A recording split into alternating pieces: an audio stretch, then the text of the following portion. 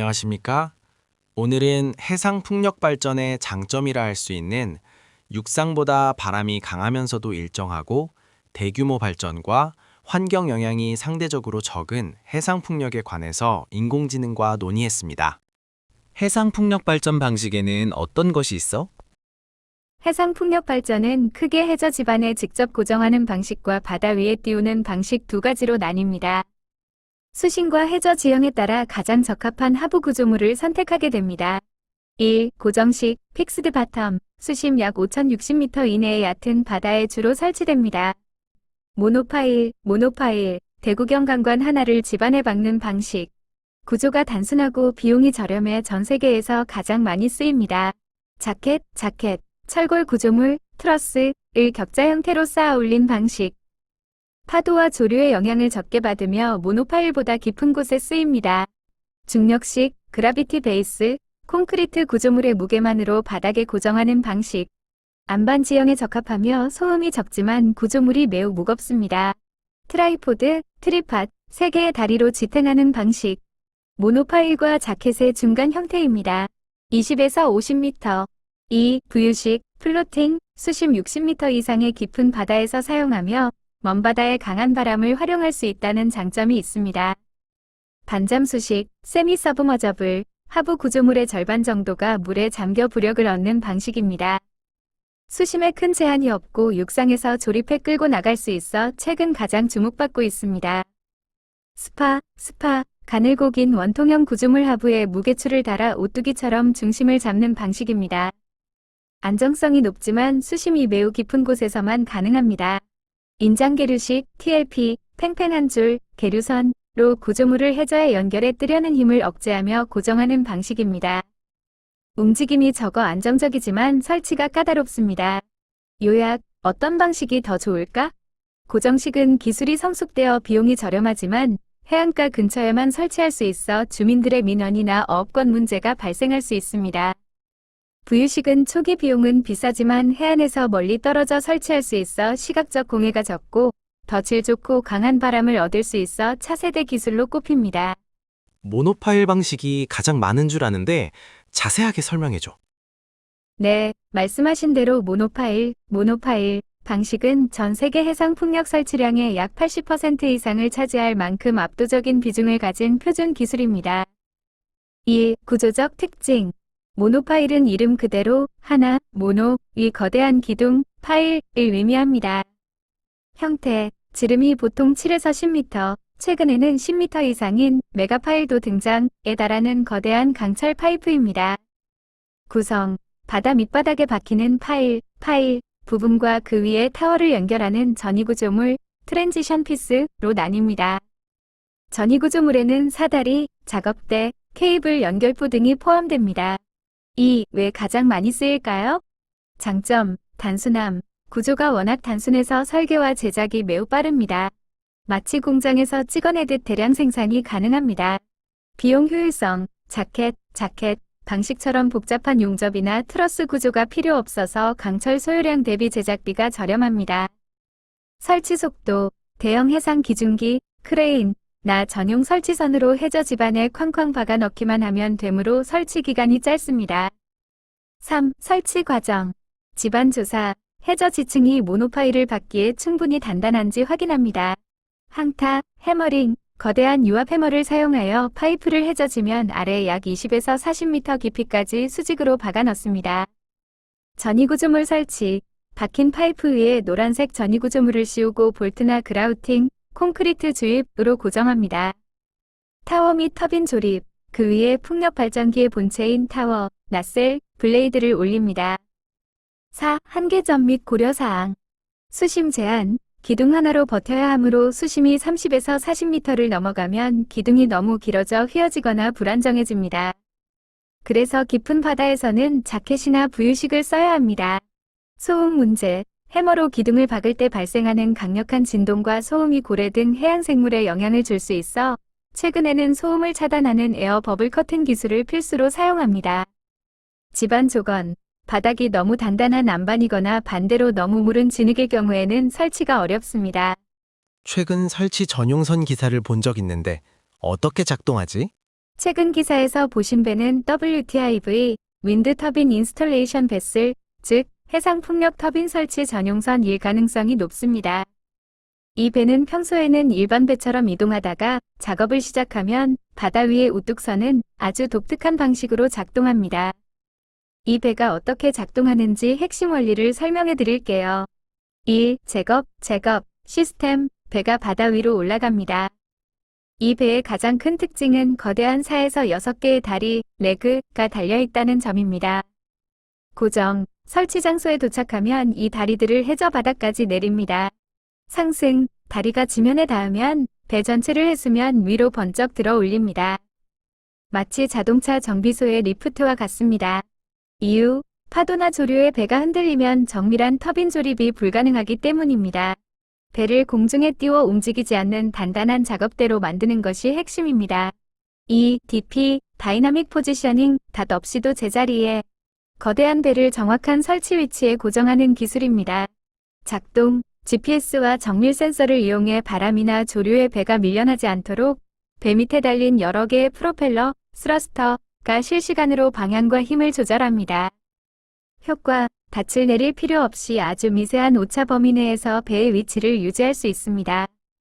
3. 대형 크레인, 아파트 50층 높이까지. 해상 풍력 터빈은 날개, 블레이드, 길이만 100m가 넘고 전체 높이는 200m 이상, 아파트 70에서 80층 높이인 경우가 많습니다. 특징, 선박에 장착된 초대형 크레인은 이 무거운 부품들을 수백 미터 높이까지 정밀하게 들어 올려 조립합니다. 최근에는 한 번에 3,000톤 이상을 들어 올릴 수 있는 크레인이 탑재된 배들도 나오고 있습니다. 4. 창고 겸 공장, 한 번에 여러 대를. 이 전용선은 가판이 축구장보다 넓습니다. 적재, 육지 항구에서 거대한 터빈 날개와 타워 부품을 5에서 6세트씩 한꺼번에 싣고 바다로 나갑니다. 효율, 한 번 출항해서 여러 개의 풍력 발전기를 연속으로 설치할 수 있어 공사 기간을 획기적으로 줄여줍니다. 흥미로운 사실 하나. 최근 우리나라 조선소, 하나오션, 삼성중공업 등가 전 세계에서 이 WTIV를 가장 잘 만드는 곳 중 하나로 꼽힙니다. 왜 전용선이 필요한지 자세하게 설명해줘. 상당한 비용이 들어가는 줄 아는데. 해상 풍력 설치 전용선, WTIV은 한 척당 건조 비용이 약 4천억 원에서 7천억 원에 달하고 하루 빌리는 대만, 용선료 5억 원에서 6억 원이 넘는 엄청난 고가 장비입니다. 그럼에도 불구하고 왜 반드시 전용선이 필요한지 그 경제적 기술적 이유를 정리해 드릴게요. 1. 정밀성, 한치의 흔들림도 없어야 합니다.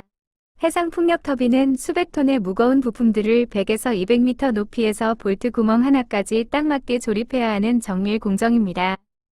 일반 배, 파도나 조류에 계속 흔들리기 때문에 이런 정밀 조립이 거의 불가능합니다. 억지로 하려다가는 부품끼리 충돌해 수십억 원짜리 터빈이 망가질 위험이 큽니다. 전용선, 앞서 설명드린 제거 기능으로 배를 바다 위에 완전히 고정합니다. 지상과 똑같은 안정적인 환경을 만들어 조립 성공률을 높입니다.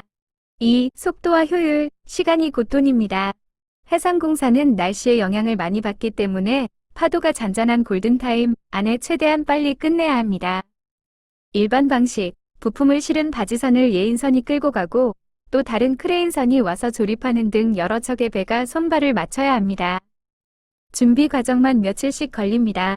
전용선, 배 한 척이 운반 플러스 이동 플러스 설치를 모두 스스로 합니다. 전용선을 사용하면 기존 방식보다 설치 속도가 2배 이상, 약 50% 향상 빨라집니다. 하루 용선료가 6억 원이라도 전체 공사 기간을 한 달 줄이면 수백억 원을 아끼는 셈입니다. 3. 대형화 추세, 터빈이 너무 커졌습니다. 최근 해상 풍력 터빈은 한 기당 발전 용량이 15메가와트를 넘어설 정도로 거대해졌습니다. 한계, 웬만한 일반 크레인선으로는 이 거대한 날개와 본체를 들어 올릴 높이, 양점과 힘이 부족합니다.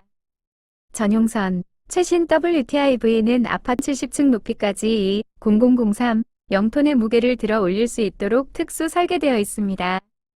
현재 커지는 터빈 크기를 감당할 수 있는 유일한 대안입니다. 4. 안전성, 해상사고는 파산으로 이어집니다.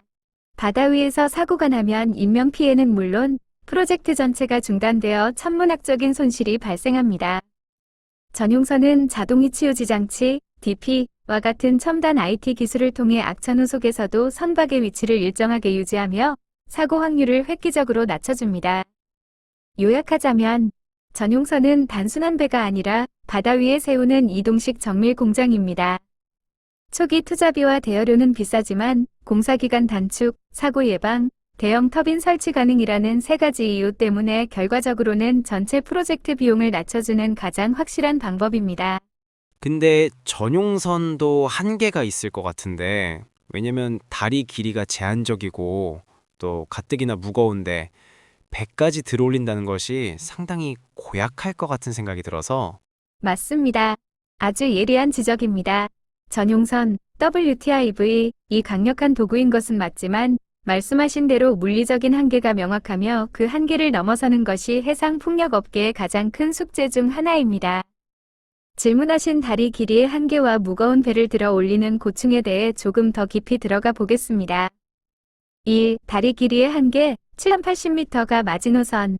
WTIV의 다리, 레그는 무한정 길어질 수 없습니다.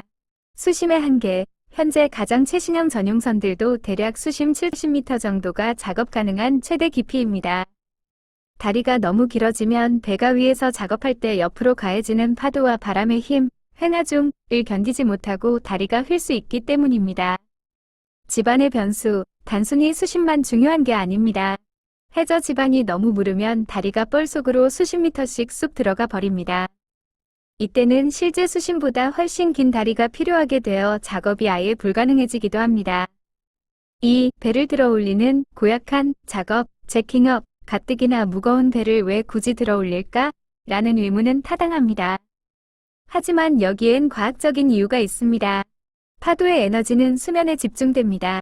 배를 물 위에 띄워두면 파도가 칠 때마다 배가 출렁입니다. 하지만 배를 수면 위로 약 20m 정도 번쩍 들어 올리면 파도가 배 밑으로 그냥 지나가 버립니다. 즉, 배를 섬처럼 만드는 것입니다. 무게의 분산, 배를 들어 올릴 때는 강력한 레겐 피니언, 레겐드 피니온이라는 톱니바퀴 시스템을 사용합니다. 수만 톤의 하중을 다른 6개가 나눠 갖는데 이때 다리 하나에 가해지는 압력은 상상을 초월합니다. 그래서 설치 전 다리 끝에 달린 스퍼드컨, 발판, 이 지반을 충분히 다졌는지 확인하는 과정, PRE 로딩이 가장 긴장되는 순간입니다. 3. 한계에 부딪힌 전용선의 대안들. 최근 터빈이 점점 커지고 15MW 이상, 바다가 깊어지면서 전용선도 다음과 같이 진화하거나 대체되고 있습니다. 메가 WTIV 등장, 다리 길이를 130m 이상으로 늘리고 크레인 용량을 3,000톤급으로 키운 괴물 같은 배들이 새로 만들어지고 있습니다. 한 척에 5에서 7천억 원씩 하는 이유입니다. 부유식 설치선, 플로팅 인스톨레이션 베슬, 수심이 너무 깊어 다리를 내릴 수 없는 곳, 80m 이상에서는 다리 없이 배를 띄운 상태에서 정밀하게 조립하는 기술이 개발되고 있습니다. 배의 흔들림을 실시간으로 보정하는 능동형 보상 크레인 기술이 핵심입니다. 부유식 풍력 발전, 아예 발전기 자체를 전용선 없이 항구에서 다 조립한 뒤 배로 끌고 나가서 담만 내리는 부유식 방식이 미래 대안으로 꼽히는 이유이기도 합니다. 결론. 사용자님의 생각처럼 WTIV는 수심과 지반이라는 명확한 한계를 가진 장비입니다. 그래서 해상풍력단지를 설계할 때 해당 지역의 수심을 보고 이곳은 고정식 전용선이 갈 수 있는 곳인가 아니면 아예 배를 띄워서 작업해야 하는가를 가장 먼저 결정하게 됩니다. 부유식 설치선이면 배도 흔들리고 발전기도 흔들려서 고정식으로 개발된 거 아닐까? 맞습니다. 상식적으로 생각하면 배도 흔들리고 부유체도 흔들리는 상황에서 무거운 터빈을 조립한다는 게 불가능해 보이죠. 그래서 나온 기술이 고정식 제겁이었던 것이고요. 하지만 질문하신 부유식 설치선, 플로팅 인스톨레이션 베슬은 그 흔들림을 기술적으로 상쇄, 컴펜세이션 하는 아주 영리한 방법을 사용합니다. 흔들리지 않게 고정하는 것이 아니라 흔들림을 실시간으로 계산해서 따라가는 것이 핵심입니다. 1. 흔들림을 잡는 핵심 기술 AMC, 액티브 모션 컴펜세이션. 부유식 설치선에는 능동형 움직임 보상 액티브 모션 컴펜세이션 장치가 달린 크레인이 탑재됩니다. 원리, 배가 파도 때문에 위로 1m 솟구치면 크레인의 와이어나 붕대가 실시간으로 1m를 아래로 내립니다. 반대로 배가 내려가면 크레인이 즉시 들어 올립니다. 효과, 배는 출렁거려도 크레인 끝에 매달린 무거운 부품은 마치 허공에 고정된 것처럼 가만히 머물게 됩니다. 센서가 초당 수십 번 배의 움직임을 측정해 계산하기 때문에 가능한 일입니다. 왜 굳이 흔들리는 배를 쓰려 할까요? 고정식, 제겁이 안정적이긴 하지만 사용자님이 앞서 지적하신 물리적 한계 때문입니다. 수심의 한계 탈출, 수심이 80m만 넘어가도 다리를 바닥에 박는 고정식 전용선은 아예 갈 수가 없습니다. 하지만 부유식 설치선은 다리가 없으니 수심 100m든 500m든 상관없이 어디서나 작업할 수 있습니다. 이동 속도, 다리를 내리고 올리는 과정, 제킹이 없기 때문에 이동이 훨씬 빠릅니다. 대형화 대응, 터빈이 점점 커지면서 배 자체도 커져야 하는데 배가 커질수록 그걸 들어 올릴 다리를 만드는 비용이 기하급수적으로 늘어납니다. 차라리 배를 띄운 채로 흔들림을 제어하는 기술이 더 경제적인 시점이 오고 있습니다. 3. 흔들리는 배 플러스 흔들리는 발전기, 의 조립. 말씀하신 대로 발전기, 부유체도 흔들립니다. 이를 해결하기 위해 조립 시에는 다음과 같은 방법을 씁니다. 가이드 시스템, 터빈을 부유체 위에 내릴 때 자석이나 특수 가이드레일을 사용하여 두 물체가 서로 같은 주기로 흔들리게끔 동기화, 유도합니다. 부유체 고정, 설치하는 동안에만 부유체를 일시적으로 강하게 계류, 무어링 하거나 보조 배들이 잡아주어 흔들림을 최소화합니다. 요약하자면 고정식 전용선이 바닥에 발을 딛고 서서 일하는 거인이라면 부유식 설치선은 출렁이는 물 위에서 균형을 잡으며 수술하는 로봇 팔에 비유할 수 있습니다. 기술적으로는 훨씬 어렵지만 더 깊은 바다로 가기 위해서는 반드시 넘어야 할 산인 셈입니다. 제한적인 기능에도 고정식 설치 전용선을 만드는 것은 아직도 모노파일식 풍력발전기 설치 지역이 많기 때문일까? 사용자님의 분석이 정확합니다. 고정식 설치 전용선 WTIV 이 물리적 한계에도 불구하고 여전히 천문학적인 돈을 들여 이를 만드는 가장 큰 이유는 돈이 되는 시장, 모노파일 및 자켓 설치 지역이 여전히 압도적으로 크기 때문입니다. 조금 더 구체적인 비즈니스적인 이유를 정리해 드릴게요. 1. 전 세계 해상 풍력의 90% 이상이 여전히 고정식. 현재 전 세계에서 운영 중이거나 승인된 해상 풍력 단지의 절대 다수는 수심 50m 이내의 고정식 단지입니다. 시장의 안정성. 부유식 해상 풍력은 이제 막 상용화 단계에 진입했지만 모노파일이나 자켓 방식은 이미 수십 년간 검증된 확실한 수익원입니다. 모노파일의 거대화. 예전에는 모노파일이 작아서 일반 크레인선으로도 됐지만 최근 터빈이 커지면서 모노파일 하나 무게가 2,000톤을 넘어갑니다. 이 거대한 쇳기둥을 정밀하게 박으려면 결국 강력한 고정식 전용선이 필요합니다. 2. 기술적 완성도와 금융 비용. 해상 풍력은 거대한 자본이 들어가는 사업이라 안전성이 최우선입니다. 부유식 설치선, 플로팅 기술은 아주 매력적이지만 아직 금융권이나 보험사 입장에서는 고정식 전용선을 사용해 작업하는 것을 더 안전하다고 판단합니다. 즉, 고정식 전용선을 써야 프로젝트 대출, PF이 더 잘 나오고 보험료가 저렴해지는 현실적인 이유도 있습니다. 3. 한계 안에서도 충분히 넓은 바다. 사용자님 말씀대로 다리 길이의 한계는 있지만 유럽의 북해나 아시아의 대만 해협, 한국의 서해처럼 수심 30에서 50m 정도의 넓은 대륙붕 지형이 전 세계적으로 매우 많습니다. 이 지역들은 바람이 좋으면서도 고정식 전용선의 다리가 닿는 곳들입니다. 이 구역들만 다 설치하는데도 앞으로 수십 년은 걸릴 것이라는 계산이 나옵니다. 4. 과도기적 투자. 지금 새로 만드는 고정식 전용선들은 예전보다 다리를 훨씬 길게 130m 이상 만들고 있습니다. 비록 완전한 심해는 못 가더라도 고정식 방식이 적용 가능한 최대 수심 60에서 70m까지는 확실하게 장악하겠다는 전략입니다. 동시에 배를 들어 올리지 않고 띄운 상태에서도 일부 작업을 할 수 있도록 하이브리드 기능을 넣기도 합니다. 요약하자면 고정식 설치 전용선을 계속 만드는 것은 가장 확실하고 가장 수요가 많으며 지금 당장 돈을 벌어다 주는 표준 기술이기 때문입니다. 부유식 설치선이 미래라면 고정식 설치선은 현재의 시장을 지배하는 주인공인 셈입니다. 수중 구조물이 100m 이상, 15메가와트 이상 발전량이면 결과적으로 높이가 300m 이상이 될 수도 있다 생각하는데, 그렇다면 기둥지름이 15m 정도까지 커지지 않을까? 엄청난 비용이 들어갈 수 있다 보는데. 사용자님의 예측이 놀라울 정도로 정확합니다. 공학적인 직관이 대단하시네요.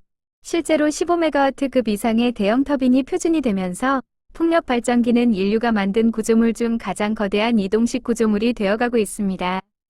말씀하신 기둥지름 15m와 천문학적인 비용 문제에 대해 현재 업계의 상황을 설명해 드릴게요. 1. 지름 15m의 현실, 메가파일의 등장. 사용자님 말씀대로 15메가와트 터빈은 날개, 블레이드, 길이만 10m에 달하고 전체 높이는 서울 롯데월드타워 555m, 이 절반을 훌쩍 넘는 26만 300m에 육박합니다. 지름의 대형화, 과거 30메가와트 시절에는 모노파일 지름이 56m였으나 최근 15메가와트급을 버티기 위한 메가파일은 지름이 12m까지 커졌습니다. 15m의 가능성, 수심이 깊어지거나 파도가 센 곳에서는 말씀하신 15m급 지름도 충분히 검토 대상입니다. 다만 지름이 커질수록 철판의 두께도 두꺼워져야 하므로 약 1015cm 이상, 단일 기둥 무게만 2000에서 3000톤에 육박하게 됩니다. 2. 왜 비용이 기하급수적으로 뛸까요? 단순히 철강값이 많이 드는 것보다 더 무서운 연쇄적인 비용 상승이 발생합니다. 물류의 한계, 지름이 15m가 되면 이를 운반할 특수 선박이 거의 없습니다. 도로 운송은 불가능하고 항구에서 바로 배로 실어야 하는데 이 무게를 견딜 부두, 콰이도 새로 보강해야 합니다. 항타기의 한계, 그 거대한 기둥을 바다 밑으로 박으려면 상상할 수 없는 힘을 가진 유압 해머가 필요합니다. 해머값과 그 해머를 운용하는 연료비, 시간 비용이 엄청납니다. 설치선의 한계, 앞서 논의한 설치 전용선, WTIV, 이 크레인이 이 3000톤짜리 기둥을 들어 올릴 수 있어야 합니다. 현재 전 세계에 이런 배가 몇 척 없습니다. 배 값이 뛰는 이유입니다. 3. 그래서 나오는 대안들. 비용이 너무 고약하게 올라가다 보니 엔지니어들은 기둥지름을 무작정 키우는 대신 다른 방법을 찾기 시작했습니다. 자켓, 방식 선호, 기둥 하나, 모노파일로 버티기엔 너무 무겁고 비싸니 가느다란 철골을 엮은 에펠탑 같은 자켓 구조를 씁니다. 철강량은 줄이면서 강도는 높일 수 있기 때문입니다. 부유식, 플로팅으로의 전환, 기둥을 바닥에 박는 비용이 너무 커지면 차라리 배처럼 띄우는 게 더 싸게 먹히는 역전 지점이 발생합니다. 신소재 및 공법, 강철 대신 탄소 섬유를 섞거나 기둥 내부를 특수 설계하여 강도를 높이면서 지름을 최대한 억제하는 연구가 진행 중입니다.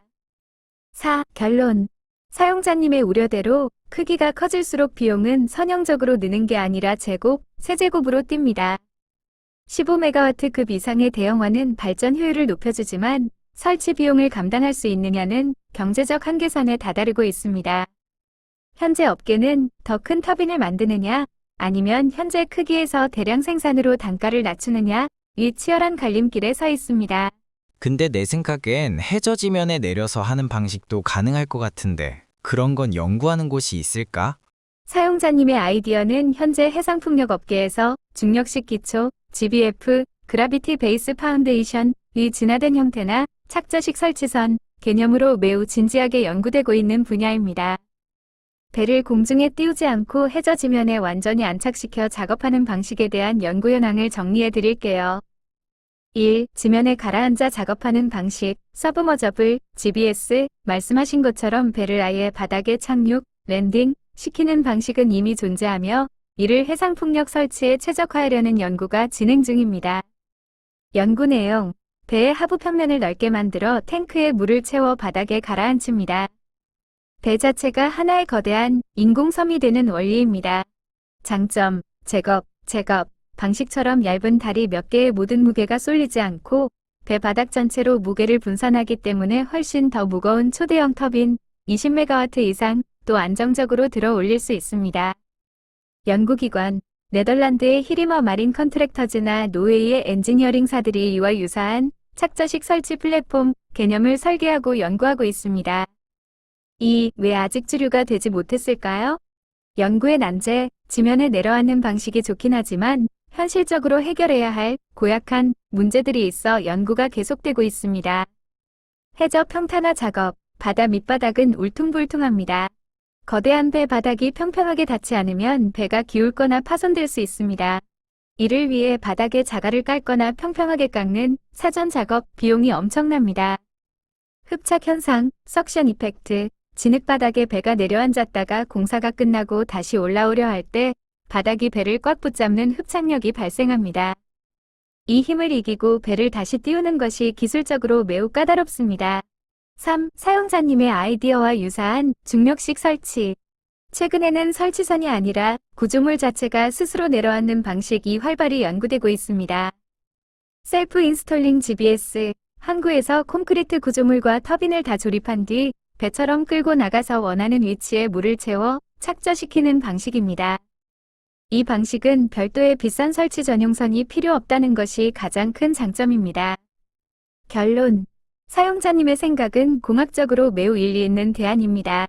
실제로 다리빨, 레그, 위 물리적 한계를 극복하기 위해 배를 바닥에 붙이거나 구조물 자체를 바닥에 안착시키는 기술은 해상풍력 비용 절감을 위한 핵심 연구과제 중 하나입니다. 오늘은 여기까지입니다.